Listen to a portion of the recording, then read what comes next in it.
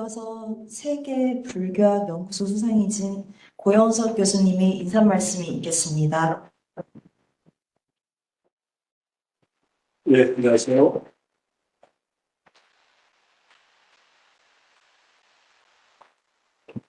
네, 반갑습니다. 지난 우리가 3월하고 5월에 두 차례 학술회의를 했습니다. 그때 주제는 원효대사의 정토 관련, 미륵정토, 미타정토 관련 학술회의를 했었고, 지난 4월에는 선무도와 불교의 결합을 유식, 특히 화음, 법화, 금강선례, 기신 등등에서 5파트를 이제 이렇게 이론적 배경을 추구하는 그런 학술회를 했습니다. 금년에 세 번째로 저희가 준비한 것은 20세기 한국 철학자들의 불교 철학 인식과 분한 원효 인식에 대한 주제를 마련했습니다. 이런 주제를 마련하게 된 계기는 제가 주관했던 한국 불교사 연구소에서 4차례 인문 석학 강좌 시리즈를 해 왔습니다. 그중에 이제 지난 학기 우리 마침 이 세계 철학사를 작년에 내셨죠. 4권의 세계 철학사를 내신 이정우 선생님을 모셔서 이제 강의를 들으면서 마침 선생님의 관심도 20세기 한국 철학, 한겨레 신문에 연재하고 있는 그런 연재와 맞물려서 우리도 20세기 한국의 불교 철학 인식과 원효 인식에 관련된 그런 주제를 한번 잡으면 좋겠다는 생각을 좀 했습니다. 그래서 함께 요청드렸던 서양 철학자들이 20세기 불교 철학을 어떻게 이해했고 원효 철학, 원효 사상을 어떻게 만났는가라는 부분도 또 한편으로는 동대 불교학과 불교대학을 중심으로 다 출가자였지만 또 출가 경험이 있는 분들이 여기 현지 교수를 하고 학자를 하면서 또 현장에서 한국 불교 연구를 만들든가 이렇게 조직을 만들면서 불교를 이론으로만이 아니라 실천적으로 사무량심 또는 육바라밀, 십바라밀을 실천적으로 하는 그런 단체를 만들어서 불교를 위해서 대중교화하고 불교를 알리는 노력을 했던 이런 분들을 좀 조명하자는 그런 생각을 했습니다. 그래서 오늘 이런 자리를 마련했고, 오늘 발표해 주신 여러 선생님들도 평소에 교수 또는 학자로서 강단에 서 있지만 궁극적으로 우리가 해야 될 것은 결국 뭐 정년 이후가 되든 또는 정년 전 재직 중이 되든 간에 우리가 알고 배웠던 부분을 실천하고 또 전달하는 노력도 해야 되지 않을까 하는 생각을 해보게 됩니다. 오늘 여기 주제로 삼았던 5분의 인물들은 적어도 그런 노력을 했던 20세기의 거장이자 거인이었다는 생각을 해봅니다. 이 5분 중에 4분에 대한 논문을 한 편씩 써왔습니다. 김동환 선생님에 대해서 논문도 쓰고 지금 평전을 쓰고 있습니다만 또 우리 허영호 선생, 또 이경 선생, 또 조명길 선생, 제가 박성현 선생님 쪽을 쓰지 못했습니다만 20세기 한국 불교를 온몸으로 끼안고 한국 철학을 끼안고 살았던 그런 거장들이라는 생각입니다. 마찬가지로 우리 김형효 선생님이나 신호연 선생님이 나눠주실 또 앞 시대는 고형근 선생님이나 박종훈 선생님 이런 분들도 역시 20세기 초에 태어나셔가지고 서양 철학을 만났지만 이분들이 동양 철학, 한국 철학, 심지어 불교 철학과 접목하면서 자신의 철학을 개진해 간 그런 분들입니다. 그래서 이 불교와 서양 철학, 불교와 한국 불교, 원효 철학 이런 부분들이 어떻게 전개되는가를 살펴보는 이 학술대에 끝까지 좀 참여해 주시고 경청해 주시고 좋은 질문과 토론이 이어지기를 기대하면서요. 잘 경청해 주셨으면 감사하겠습니다. 예, 감사드립니다. 네, 감사합니다. 이어서 오늘 학술대회 기조발제는 송은성 원장이신 이정우 교수님께서 하시겠고요. 사회는 서울대 교장각 한국학연구원 책임연구원이신 김태수 교수님이십니다. 사회자단 모시겠습니다. 안녕하십니까. 개소 10주년이네요, 벌써. 세계불교학계 개소 시작할 때가 어제 같은데 10주년 이게 행사를 이렇게 하신 거 축하드리고요. 오늘 대한시대 한국 철학자들의 불교 철학과 분양 원효 인식이라는 주제로 10주년 29차 학술 대회를 사회를 맡게 된 서울대학교 교장각의 김태수라고 합니다. 네, 먼저 이정훈 선생님 오늘 기조 발제가 있는데요. 오늘 그 발표 내용이 굉장히 흥미롭더라고요. 소리가 안 돼. 그래서 이정훈 선생님은 잘 아시죠? 서울대학교에서 원래 공대하고 미학 그리고 철학을 공부하셨고 아리스토텔레스로 석사 논문도 쓰시고 푸코로 박사를 받으셨습니다. 그리고 이제 95년에서 98년사에는 서강대학교 철학과 교수로 재직하셨고요. 2000년에서 2007년사에는 철학 아카데미 원장 하셨는데 이제 철학 아카데미 덕분에 저희가 많이 배우게 됐죠. 아무튼 그렇고 이제 2009년에서 11년사에 어시스트 윤리병영 연구소 소장을 역임하셨고요. 현재 이제 소원소원 원장도 지금 겸임하고 계시고요. 그다음에 이제 워낙 그 책이 좋은 책이 많고 요즘 세계 철학사 아까 고영석 교수님께서 소개해 주신 것처럼 개념 뿌리들 저는 박사과정 때 이 책으로 굉장히 도움을 많이 받았거든요. 개념 뿌리들. 그다음에 세계 철학사 2, 3. 그다음에 지금 한겨레 신문 연재하고 있는 아주 열정적으로 활동하시는 이정원 선생님을 소개해 드리겠습니다. 그럼 오늘은 기조갈제를 이정원 교수님께서 예.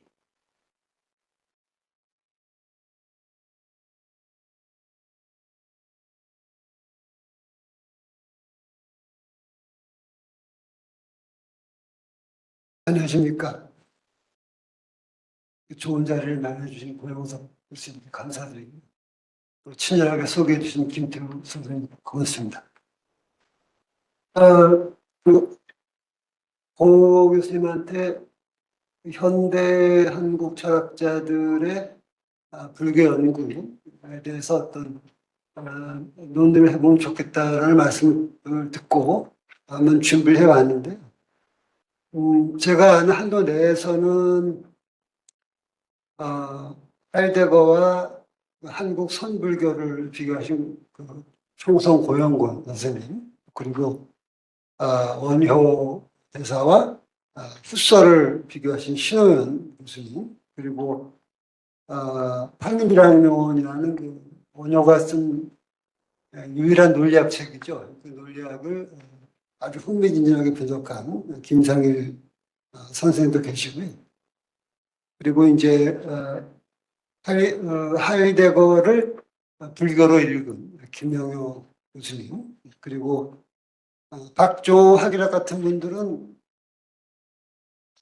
불교를 특화해서 다루지는 않지만 한국 철학사 전반을 다루는 과정에서 불교에 대한 여러 가지 연구를 남기고 있습니다. 그 외에도 제가 미처 주목하지 못한 많은 분들이 서양 철학이라고 하는 어떤 타자와 마주쳐가지고 우리 전통으로 수천 년 내려온 불교 사상과 서구 사상을 비교해가면서 거기에서 뭔가 어떤 철학적 진리들을 얻기 위해 분투해왔다고 생각합니다. 근데 논의가 너무 좀 방만해지고 나열적이 되지 않기 위해서 불교에서는 이제 유식불교로 좀 주제를 한정했고요. 그 유식불교와 후스터 하이데거의 대화라는 주제로 한번 준비했습니다.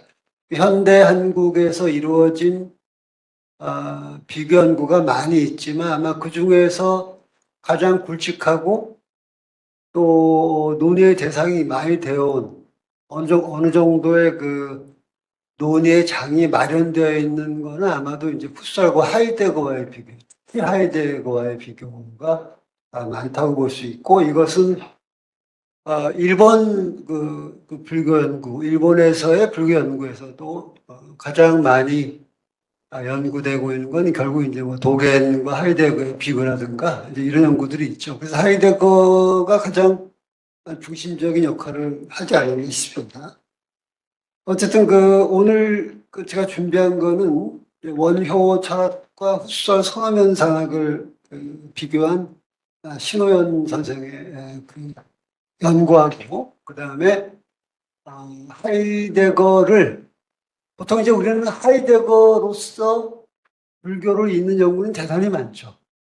근데 불교로서 하이데거를 읽는 연구는 상당히 드물죠. 독특한 경우인데 그런 김영호 선생의 논의를 한번 말씀드리도록 하겠습니다. 이제 이런 글을 쓸 적에는 호를 쓰는 게 좋은데 신호연 선생님은 호가 없는 것 같더라고요. 그래서 그냥 신호연이라고 존칭 빼고 말씀을 드리겠습니다. 우선 그 2페이지에 중간쯤에 나오듯이 신호연 논의의 핵심은 원효의 이제 금강산매경론과 후설의 이념들 사이에요. 좁혀서 말한다면 전자에서의 일미관행과 후자에서의 지향적 체험 또는 이제 신호연 자신의 표현을 쓴다면 지향적 성취 삶의 상으로 이해할 수가 있을 것 같습니다. 전반적인 비교, 그러니까 신호연 선생이 원효와 후설을 비교할 적에 그 방법은 원효 사상과 후설의 선언 현상학을 상응시키는 것입니다. 신호연 선생 자신은 이제 유비라고 하는, 에놀로지라고 하는 표현을 썼죠. 그래서 간단히 말하면 양자는 서로 대응한다. 또는 이제 어떤 면에서는 거의 동일시한다고 볼 수가 있죠. 이제 그런 방식으로 논의를 진행했다고 볼 수 있고요. 그 2페이지 이제 마지막 정도에 본시 양각인 그냥 관주로서 진속상민인 광경을 인식하는 불교적 관과 선언적이고 경험적인 현상학적 자아로서 본질이자 현상인 현상학적 대상을 인식하는 지향적 체험은 서로 상호한다. 불교적인 뉘앙스에서의 관하고 후설이 말하는 지향적 체험은 서로 상호한다라고 이제 보는 것이 신호연 논의의 가장 핵심적인 뼈대라고 볼 수가 있습니다. 이제 그 다음 페이지 넘어가서요. 이제 그렇다면은 강론적으로 3쪽에 강론적으로 신호연은 어떻게 일미관행과 지향적 체험을 상응시켰는가라고 물어본다면은 첫째로는 후설의 지향성과 원효의 일미관행을, 두 번째로는 노에시스 노에마와 신법 관계를, 세 번째로는 판단 중지와 지관을, 네 번째로는 선음적자와 일심진여 사이에 설정했다라고 이제 볼 수가 있는 거죠. 그거 하나가 제가 잠깐 실수한 게 있는데 판단 중지와 직관 들어가야 되겠죠. 판단 중지와 직관을 원효의 지관에 상응시했다고 얘기해야 되겠죠. 그것들을 하나하나 강론으로 짚어본다면 첫째로는 금단의 약간 그 뒷부분에 신호는 이 지향성을 지경의 이분법을 극복하고서 현대 철학으로 말하면은 주관과 객관의 표상관계를 극복한다고 표현할 수 있겠죠. 그러면서 능소평등, 주객 여일의 경지, 경은 곧 심의 자기 현현이라는 깨달음을 통해 의식의 완전 정화를 이루는 경지에 들어서는 불교적 깨달음에 상응시키고 있습니다. 두 번째로 보면은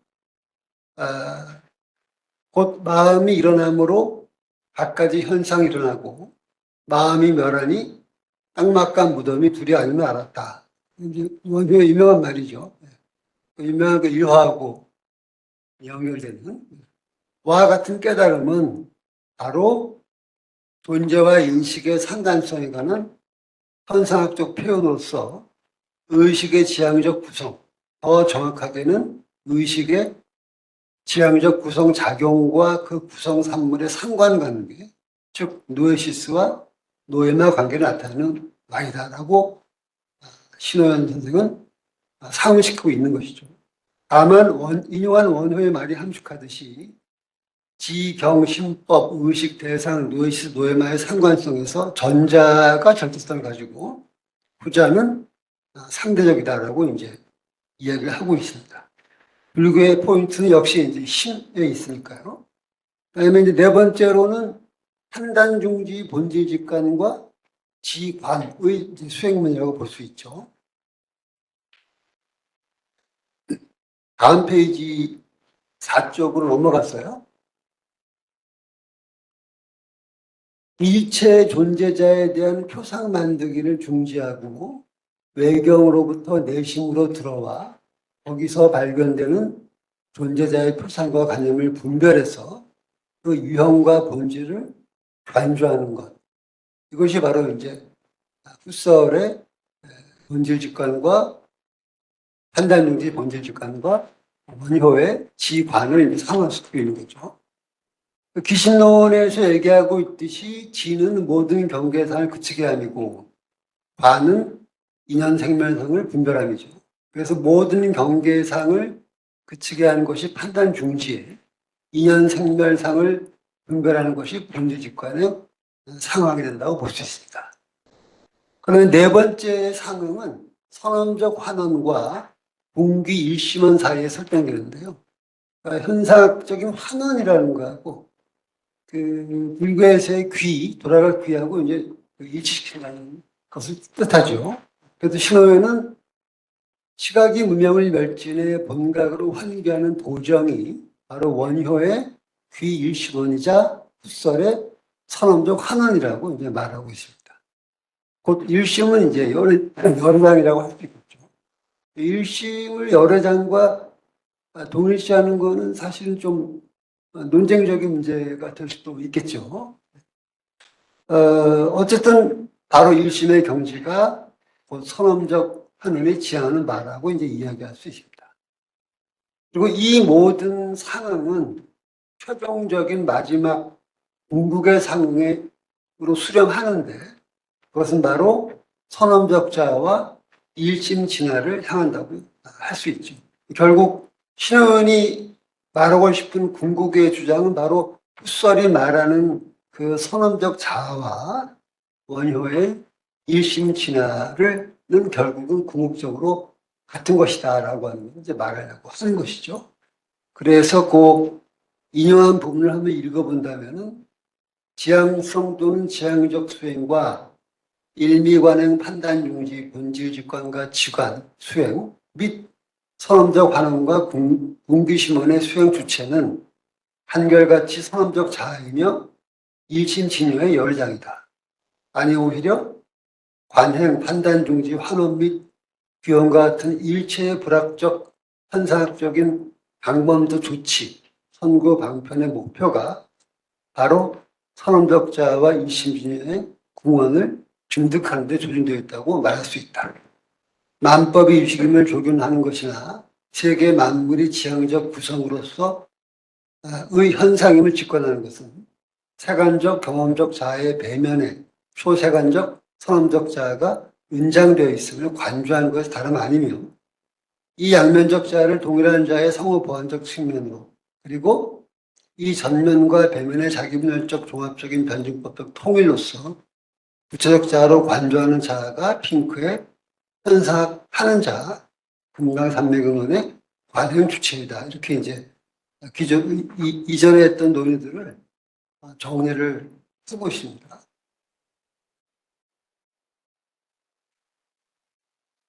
다만 그 일심을 열애장과 이제 동일시 하기보다는 그 다음 페이지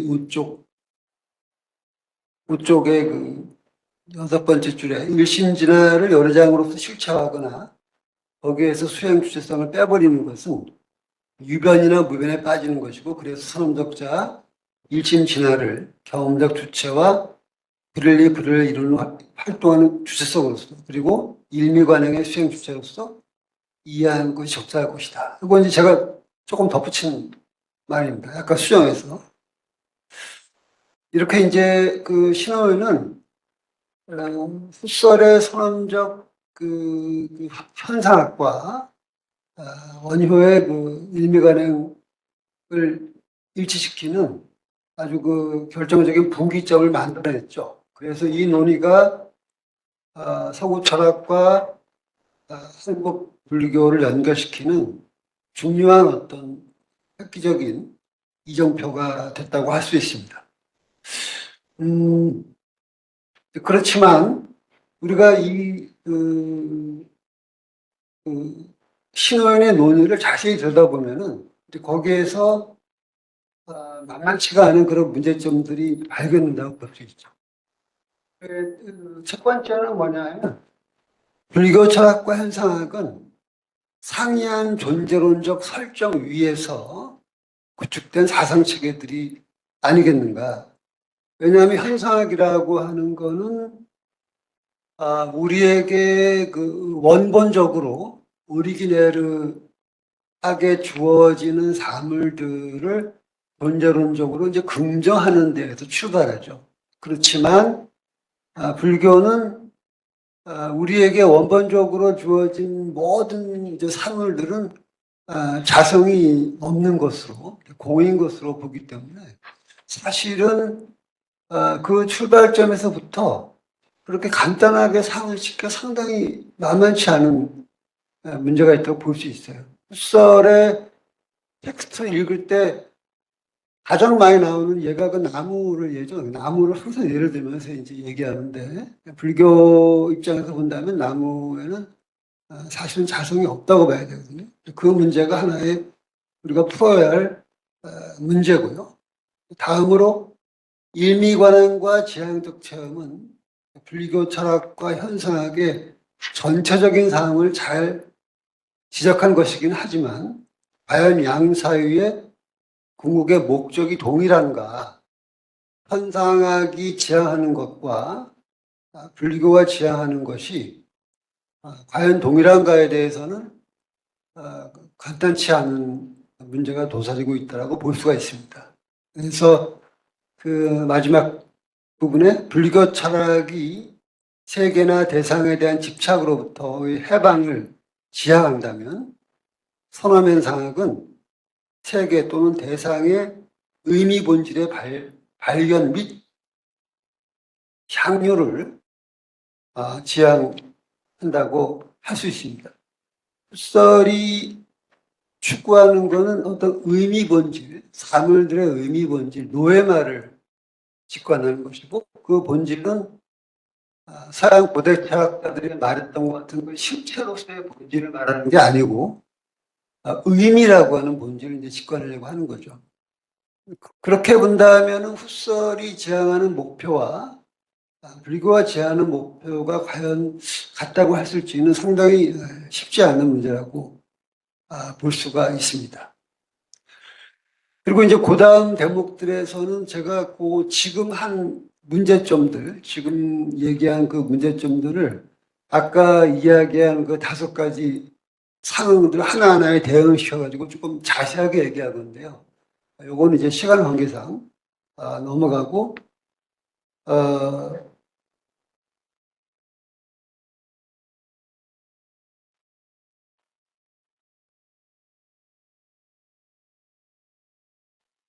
그쪽으로 넘어갔어요.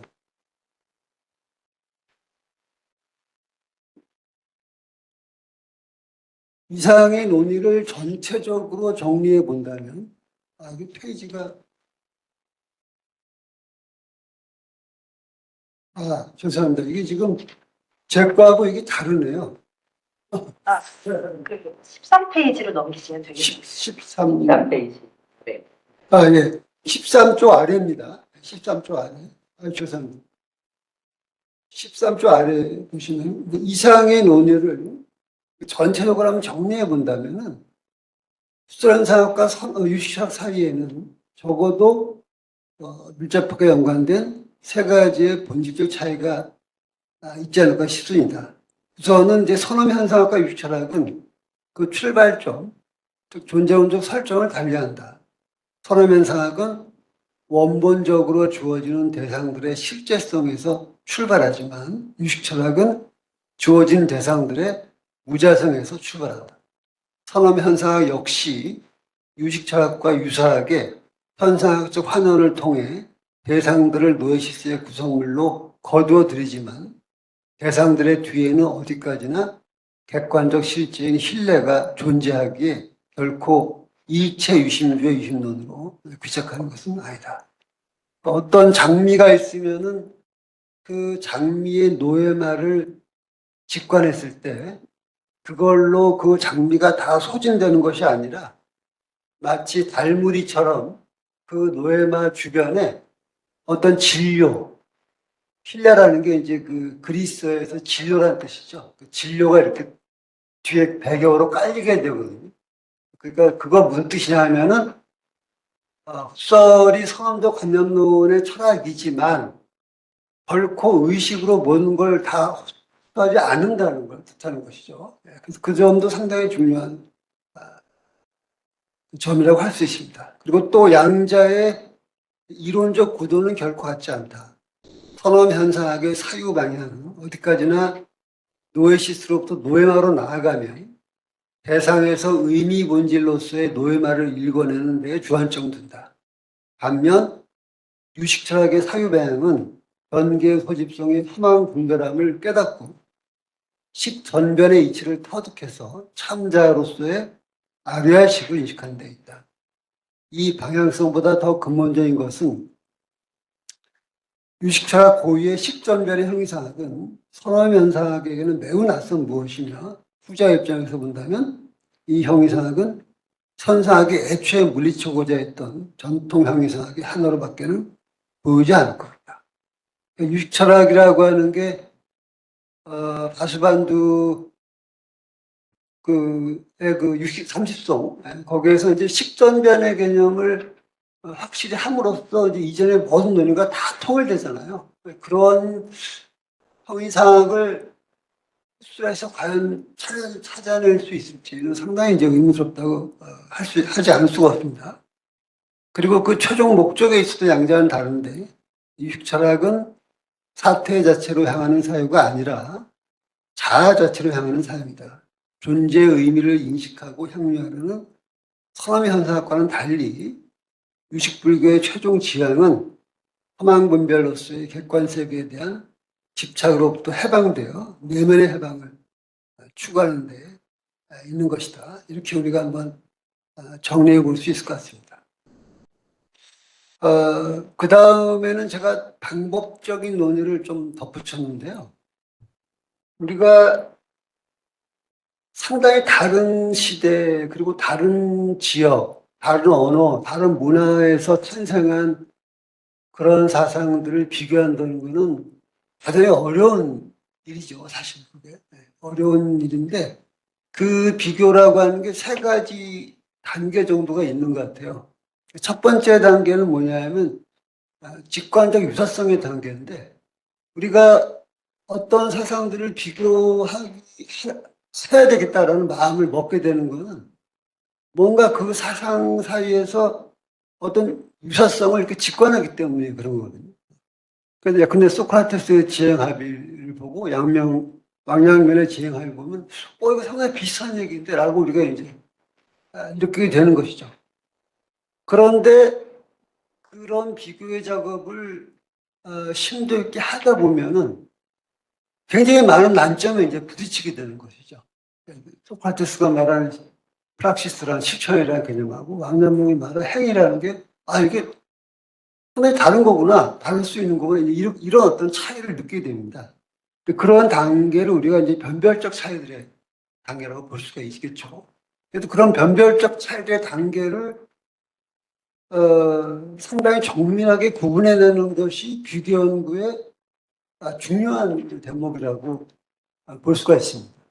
물론 이제 그 차이는 중요한 차이가 되겠죠. 중요하지 않은 차이를 이렇게 제시하면서 다르다라고 말하는 건 싱거운 얘기가 되겠죠. 뭐 당연히 그런 사소한 차이야 뭐 무수히 많을 테니까요. 그게 아니고 아주 의미심장하고 중요한 차이. 도저히 이게 참 화합되기가 쉽지 않지 않을까라고 싶은데 그런 차이들을 도려내는 것이 어떻게 보면은 이게 비교 연구 작업의 핵심이라고 볼 수가 있고요. 그 다음에 그런 연구가 아주 수놓고 또 하나의 사상으로 이제 승화되려고 한다면 그 차이들 전체의 그 체계를 이제 잡아내야 되거든요. 이러한 게 다른데 이러이러하게 다른 이것들이 어떤 방식의 연계성을 가지고 있어가지고 이 사유 전체를 구성하고 있는 건지. 다시 말해서 한 사유와 다른 사유의 전체적인 차이가 뭔지를 분별해내는 거. 그렇게 분별해내었을 적에 우리는 역으로 그 두 사유가 어떻게 또 통합될 수 있을지도 같이 알 수 있다고 볼 수가 있습니다. 그래서 그거를 유사성과 차이의 다양차라고, 다양차는 조금 어려울 것 같은데, 이미지로 얘기하면 어떤 별자리 같은 거죠. 하늘에, 밤하늘의 별자리 같은 거. 그 별자리로 이제 구성을 할 수가 있겠죠. 예를 들어서 유식철학과 성원음 현상을 찬자라고 하는 이름을 가진 그런 별자리로 구성할 수도 있을 거고, 마르크스주의와 동학을 해방이라는 이름의 별자리로 구성할 수도 있겠죠. 그렇게 2단계까지 가면 그건 바로 우리가 지향하는 한국 철학의 21세기에 달성해야 할 그런 최종적이라는 표현은 그렇지만 또 궁극의 목표라고 볼 수가 있겠습니다. 오늘 제가 얘기한 거는 이제 그 신호연 선생의 그 양자의 일치가 상당히 의미가 있는데 자세히 들여다보면은 결코 만만치 않은 문제들이 숨어 있다라는 정도, 아주 초보적 형태의 변별적 차이를 얘기한 것도 불가하겠습니다. 앞으로 더 아주 그 정밀한 비교 연구를 하고 그 차이들을 드러내고 더 나아가서 그렇다면 통합현상학과 현상학적 차이와 일치학은 어떤 형태로 과연 통합될 수 있을지까지 논의된다면은 그거는 이제 우리가 지향의 목표가 되겠죠. 그 다음에 두 번째 꼭지로 넘어가 보겠습니다. 김형호 선생, 심원 김형호 선생의 그 작업은 상당히 특이하게도 유식 철학을 가지고서 하이데거의 존재할 시간을 이제 읽은 경우죠. 김형호 선생은 이 작업한 후에 하이데거의 후기 철학을 처음 철학으로 읽기도 했습니다. 그 속편으로. 그래서 그거는 현 철학이기 때문에 여기서 논의하지 않고 그 전반부인 유식 철학에 의한 존재와 시간의 독해에 대해서만 이야기 한번 해보겠습니다. 신호연 선생의 그 연구는 세부적인 문제점들을 우리한테 주지만 그 전체 구도에서는 상당히 설득력이 있는, 우리가 그 구도를 그대로 따라서 연구해도 괜찮을 그런 연구인데, 김영호 선생의 존재와 시간의 독해는 약간 좀 외람된 표현이 될 수도 있겠지만 그 출발점을 잘못 잡은 것이라는 게 제 생각입니다. 그게 그 첫 단추를 잘못 끼웠다고 해야 되나요? 그래서 논의가 상당히 좀 비판적이 될 수밖에 없을 것 같습니다. 그 논쟁점 된 출발점이 뭐냐면 바로 그 하이데거의 다자인을 마음으로 번역한 거죠. 거기에서 이제 다른 모든 문제가 파생됐다고 해도 과언이 아닐 것 같습니다. 그리고 이제 그것과 더불어서 하이데거의 그 디벨트, 영어로 더 월드죠. 그 월드를 세계가 아닌 세상으로 번역한 것, 그 두 가지가 상당히 논의 출발점 될 수 있다고 할 수 있겠습니다. 우선 그 인용문을 잠깐 보시면은 15쪽입니다. 15쪽에 하이데거는 이처럼 존재자들이 존재 속에 저장되어 있는 동시에 존재의 비침에 의해 존재자들이 취하는 것을 고대의 그리스인들이 가장 경이스러운 것으로 여겼다는 사실을 중시한다.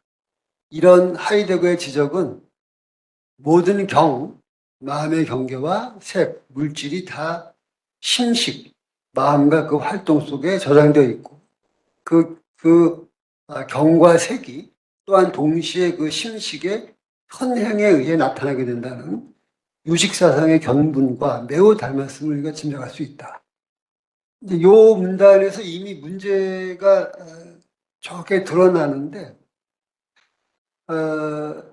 유식 철학이라고 하는 거는 기본적으로 이 한 인간의 심층적인 마음, 가장 비숙한 곳에 있는 그 사람이 업과 윤회의 삶을 살면서 그 업과 윤회가 쌓이고 쌓인 그거를 다 자기가 받아가지고 가지고 있는 심신적 의식이죠. 그래서 그 아류아식을 보통 이제 일체 종자식이라고 부르잖아요. 그래서 그런 종자식이고 그 종자식이 이제 전변을 해가지고 만라식, 채치식으로 펼쳐지고 또 그 다음에 이제 다른 육식으로 펼쳐지죠. 그리고 이제 육식으로 펼쳐졌을 적에는 경과 식이 나눠집니다.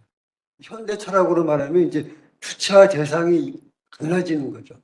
그러면서 주체와 대상 사이에 표산 관계가 성립하죠. 그런데 이 주체는 그 표산 관계가 경과 식사의 관계가 사실은 아리아식이 펼쳐져 가지고 나타난 가구, 유식 30송 맨 1송에 나오잖아요. 가구라고. 서양으로 말하면 허구적인 거죠. 요새식으로 말하면 허구적인 거를 깨닫지 못하고 자꾸만 그거를 이제 실제로 집착을 하게 되죠. 그렇기 때문에 거꾸로 아리아식으로 다시 올라가야 된다고 하는 그런 구도를 가지고 있다면은 그런 점에서 유식 철학은 좀 뭐 도식적인 표현이기는 하지만 철학사적으로 보면 유심론에 속하죠. 일체 유심조라는 말로 표현되듯이 거기에 비해서 하이데거는 존재의 저편에서 우리한테 이 세계가 나타나는 거예요. 그러니까 전변이 이렇게 펼쳐지는 게 아니고 저쪽의 존재에서 어떻게 보면 약간 좀 심리적 표현으로 들릴 수도 있겠지만 저쪽의 존재에서 우리에게 현상들이 존재자들이 세계가 이렇게 여기 비침이라 많이 나오는데 이렇게 비쳐서 나타나는 것이죠. 그러니까 사실 구도 자체가 다른다고 볼 수 있어요. 우리가 이제 어떤 사상을 비교할 적에 같은 구도를 가지고 있는데 세부적인 문제들이 다른 경우가 있고 이 사유의 틀 그 자체가 아예 다른 경우가 있거든요. 사실 하이데거의 그런 흡설 같은 경우는 충분히 납득할 수 있지만 하이데거의 그런 존재론과 이제 유식철학의 유심론을 일치시킨다는 게 어찌 보면 처음부터 상당히 무리를 동반하는 거일 수밖에 없거든요, 이게. 그래서 이제 그런 문제가 되어 있는데 시몬은 거기 이제 저장자라고 표현했잖아요. 앞에서. 그죠? 존재의 존재자들이 저장돼서 나타난다. 이 표현 자체가 이미 하이데거를 유식으로 해석한 거죠. 이 저장되어라고 표현함으로써, 저장이라는 것 자체가 유식적 표현이잖아요. 열에 장할 때 그 장이라는 게 저장이죠. 그러니까, 어떻게 표현할까요? 굉장히 증명하기 힘든 것을 이렇게 이 표현을 쓰면서 그냥 아예 딱 전제하고 들어가는 거죠. 그러니까 그런 점에서 쉽지 않은 문제가 있다고 볼 수 있겠습니다. 그래서 그 15쪽 마지막 부분부터 잠깐 읽어보면요. 하이데거가 인간을 다자인으로 표현한 것은 존재와 인간 본질 사이의 관계만이 아니라 인간이 존재 자체에 열려있음과 맺는 요 대목이 핵심이죠. 인간이 존재 자체에 열려있음. 왜 다라고 하는 독일어가 원래 영어에 대어죠. 거기라는 뜻인데 이거를 거기라고 번역하지 않고 나타난 현자로 번역한 거는 상당히 뛰어난 번역이죠. 어찌 보면은. 그 하이데거 용어들을 번역한 사람은 일본의 쿠키슈조죠. 쿠키슈조가 그 독일에 유학 가서 8년인가요? 있으면서 이제 하이데거 강의를 많이 들었는데 우리가 지금 사용하는 뭐 현존재, 기투, 뭐 이런 말 이거 다 이제 쿠키가 번역한 건데 이 국기가 다를 왜 그곳으로 번역하지 않고 현으로 번역했는가는 상당히 뛰어난 번역이라고 볼 수 있겠습니다. 그러니까 존재 자체 열려있음과 맺는 본질적 관계까지도 동시에 그리고 하나의 말로 가리키기 위해서였다라고 이제 하이데거는 말하고 있습니다. 그리고 이제 현존재는 수달 현상에서처럼 의식을 중심축으로 해서 세계로 나아가 거기에서 노예말을 발견하는 선언적 주체가 아니라 언제나 이미 세계 안에서 살고 있는 세계 내 존재자이다.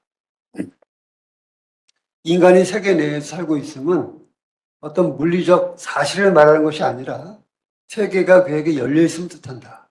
세계에 열려 있음은 곧 존재가 인간에게 스스로를 드러내는 그리고 동시에 스스로 숨김을 뜻한다.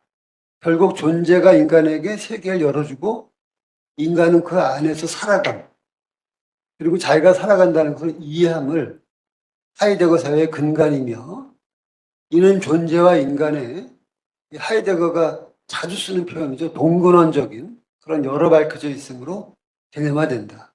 이 동근원적으로 여러 밝혀져 있는 곳, 존재가 인간에게 드러나고 인간이 존재에게로 나아가는 메르폰트가 자주 쓰는 표현을 하면 주름이죠. 그 주름의 차원이 곧 다인 것이다.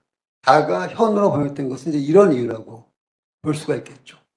따라서 인간은 의식이나 마음으로 추상될 수 없으며 자체로서 존재하는 주체 영혼일 수도 없다. 인간은 처음부터 세계 내에서 그곳에서 살아가는 그대로의 존재로서 이해되어야 하기 때문이다.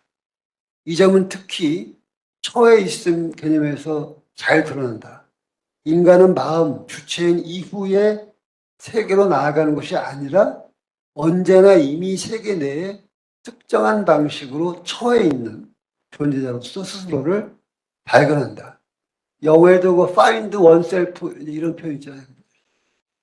처해 있음은 바로 세계 내에 다 처해 있음이며 다에 처해 있으며 하이데거 사회의 초점은 언제나 이 다에 맞춰진다. 그리고 바로 현존재, 즉 세계 내 존재인 인간 이중체로서 한편으로 비본래적으로 이 세계에 빠져 있음으로써 존재의 존재가 우리에게 세계를 주는 거죠. 그걸 망각하고서 대중으로 살아갈 수도 있지만 또한 이곳이 동시에 리투, 존재가 드러나 있는 환한 빈텀을 깨달음으로써 존재 사이로 나아갈 수도 있는 존재자로서 개념화된다.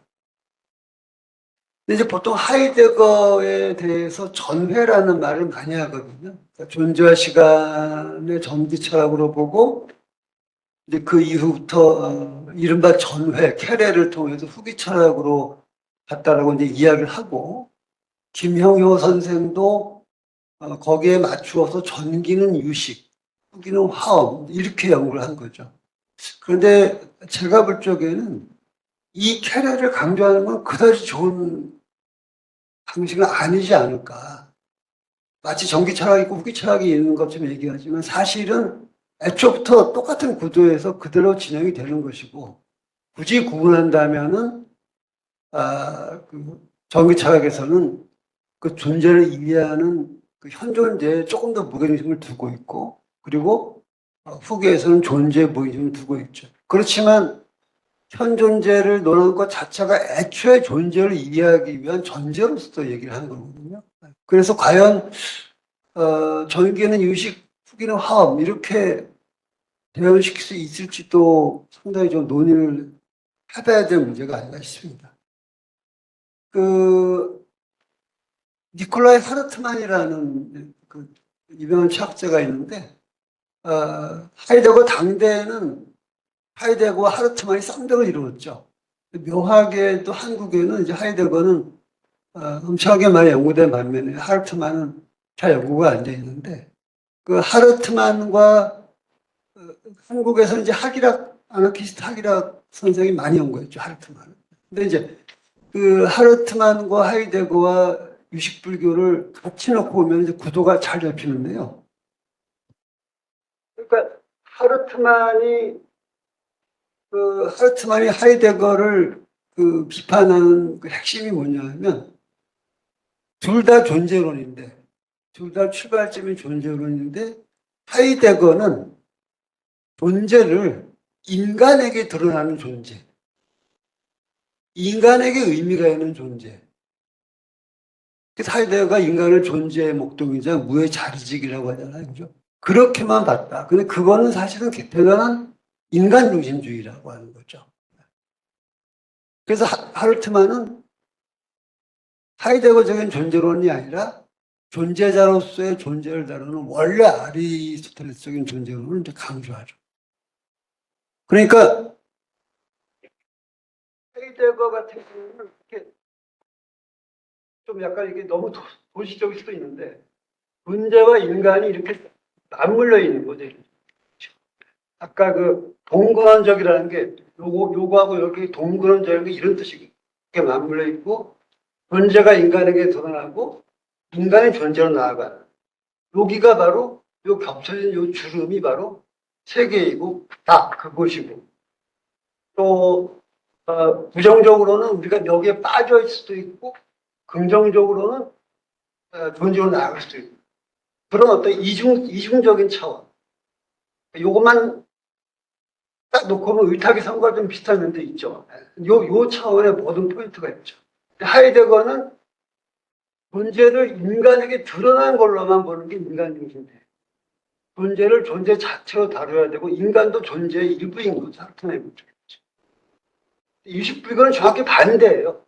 하이데거가 정확히 반대죠. 유식불교는 우리의 마음을 벗어난 아리아식의 전배를 벗어난 이 객관적인 존재 같은 건 사실은 허상에 불과한 거예요.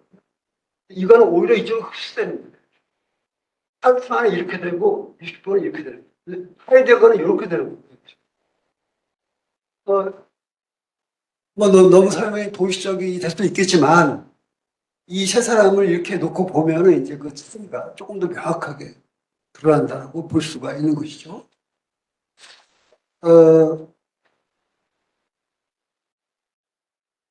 그래서 죄송하지만 시간을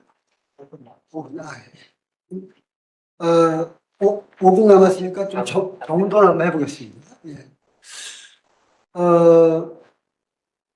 13쪽 그러니까 17쪽이네요. 그죠? 17쪽. 중간부터 보시면은, 여기에서라고 나오는데, 얘 조금 더 며칠 내려간 데서 보면은 유식 철학에서 능련과 소유는 아리아식이라는 참 자아가 전변을 통해 만화식을 거쳐 그 끝에서 주관과 객관, 직과 경, 능련과 소연으로 분화된 결과이죠. 이로써 표상의 관계가 성립하며 따라서 경, 소연은 결국 이런 분화가 일으킨 가상적인 차원에 불과한 것이다. 반면 하이데거에게서 존재자 현상은 저편의 존재로부터 인간 현존재에게 열린 나타난 차원이며 이러한 드러남, 현현, 이사 같으면 이제 존재 사건이라고 생각하기도 하죠. 현현은 존재와 인간의 탁월한 마주침의 차원이며 가상의 기는커녕 빛나는 존재론적 의미를 띠는 사건이다. 이렇게 이제 우리가 얘기할 수 있고요. 그 다음에 이제 마지막으로 그 디벨트, 그러니까 영어의 더 월드죠. 월드에 대한 번역도 심원은 세상이라고 번역합니다. 왜 세상이라고 번역하냐 하면 바로 그 하이데거의 그 세계라는 개념을 변개 소집성의 차원으로 세간, 탈생할 때 그 세간의 차원으로 이제 보기 때문이죠. 그리고 그거는 벗어나야 될 차원이고, 그렇기 때문에 이제 그거를 세상으로 번역하지만 하이데거의 디벨트는 결코 그런 의미의 세상이 아니라 존재가 우리에게 드러난 세계라고 해야 하는 것이죠. 물론 하이데거의 논의에서 세상으로 번역해도 어울리는 대목들이 있어요. 어떤 대목이냐면 인간이 그 세계에 이렇게 빠져 있어가지고 어떤 그런 불교로 말하면 중생적인 삶을, 대중적인 삶을 살아가서 그 본래성을 얻지 못하고 비본래적 차원에서 허우적거리는 얘기를 하는 그 대목이 있죠. 그 대목에서는 세상이라고 번역해도 타스티치 문제 없고 어울릴 수도 있습니다. 그렇지만 하이데거 사유의 전체로 볼 적에는 그 번역은 곤란하고 이제 세계라는 그 번역과 이해, 번역 자체가 문제가 아니라 그렇게 이해돼야 되는데 내용상. 그래서 그 처음에 말씀드렸듯이 그 하이데거와 유익불교는 이 사회의 구도 자체를 달리하기 때문에 우리가 그거를 일치시키려고 하기보다는 맨 처음에 해야 할 작업이 뭐냐 하면 그 사유가 어떻게 다른지를 밝혀줘야 됩니다. 이 두 사유가 전체 구도가 어떻게 다른지. 그 철학이라는 그 학문은 그 세계 전체를 다루는 거죠. 그러니까 어떤 영역을 다루는 것이 아니라 인생 전체, 세계 전체를 다루기 때문에 각각의 철학들이 전부 다 세계를 다루는 학문이에요. 그러니까 어떤 철학이든 그 안에 들어가면 그거 다 설명되죠. 그 시스템 안에서. 그렇기 때문에 비교 연구를 하지 않으면 굉장히 이제 독단적인 그런 데 빠질 수 있는 게 또 철학이기도 합니다. 그래서, 이렇게 구도가 다른 철학들이 비교할 적에 맨 처음에 해야 할 일은 이 양자가 다 세계 전체를 다루는데 그 전체를 다루는 풀이 어떻게 다른지 그것부터 먼저 명료를 해야 그 다음에 우리가 이제 어떤 의미 있는 얘기들을 전개할 수가 있는 것이죠. 마무리 멘트를 한다면은 오늘 그 제가 신호연, 김영호 두 분의 작업을 다분히 좀 비판적으로 얘기한 거는 이분들의 작업을 폄하하려고 하는 게 아니고 이런 문제점들 우리가 가지고서 앞으로 조금 더 전문적인 불교도 잘 알고 서양철학도 잘 알고 해가지고 조금 더 정교한 그런 비교들을 만들어가야 되지 않을까. 어찌 보면은 20세기 한국에서 이루어진 이런 작업들은 아마 한국이 세계 철학계에 내놓을 수 있는 거의 유일한 성과예요, 사실은. 거의 어떻게 보면. 그러니까 엄청 이게 소중한 거죠, 사실.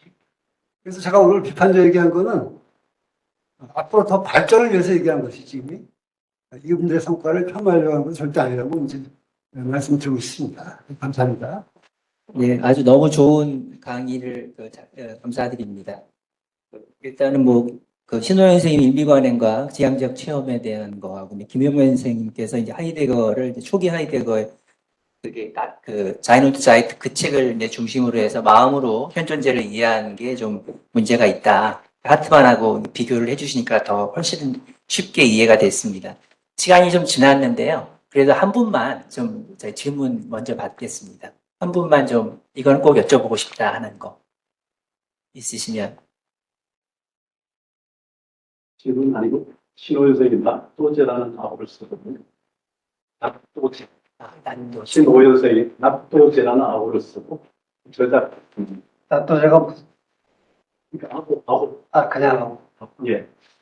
대자들 그룹에서 책을 내는 데는 납도제라고 씁니다. 네.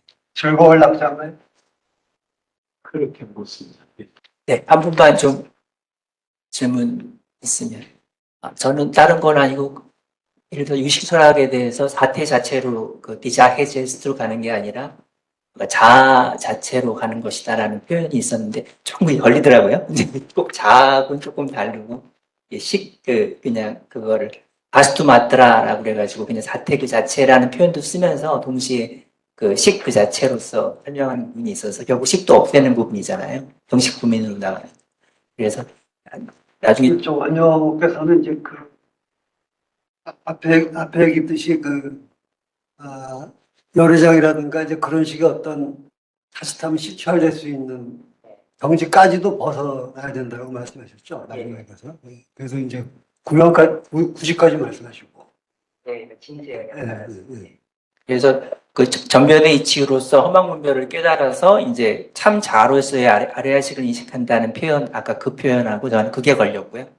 꼭 참 자로서의 아레아식을 라고 보다는 아래아식 자체가 생체를 유지하는 기능도 있고 또 동시에 번뇌의 습기를 저장하는 그런 근본적인 부분이 있기 때문에 이제 그런 부분도 추월하는 게 또 원효의 또 저거 특징이니까요. 물론 이제 아래아식과 외래장의 관계가 또 있지만요. 아, 예.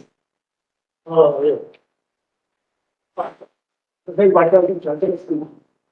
그 중간에 선생님께서 그 비교 방법론에 이건 세 단계에 관해서 말씀을 하셨는데,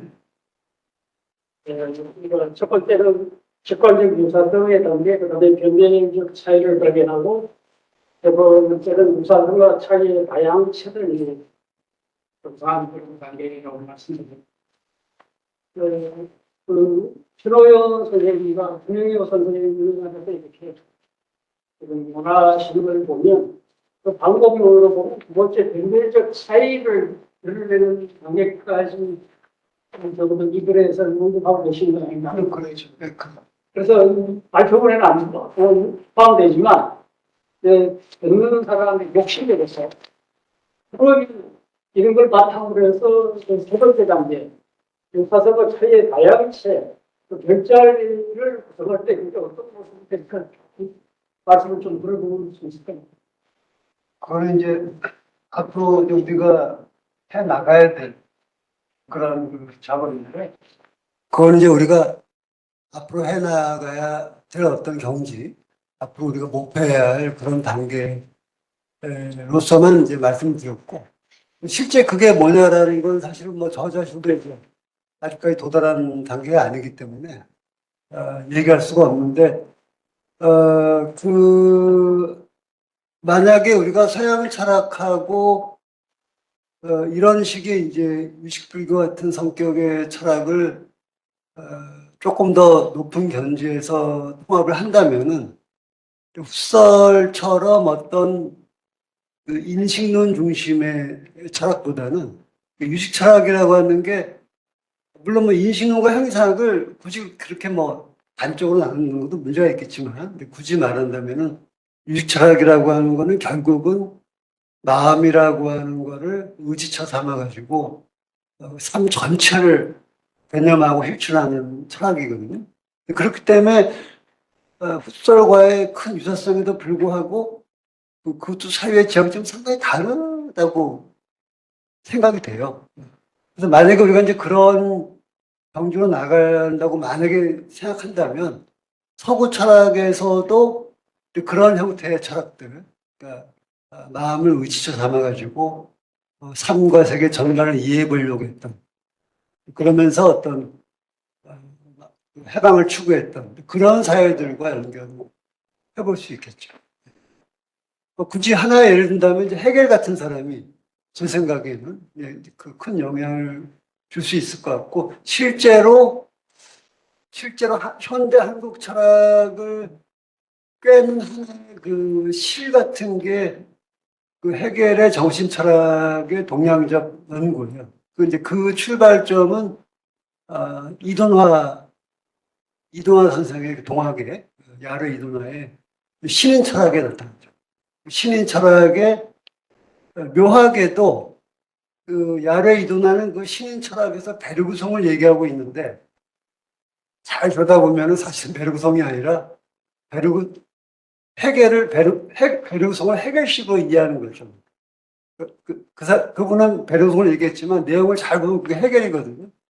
그래서 헤겔의 정신 형이상학이 그런 야르 이도나뿐만 아니라 나중에 가면 이제 시아 함석헌이라든가 또 한국만이 아니에요. 일본도 그런 철학이 많이 있거든요.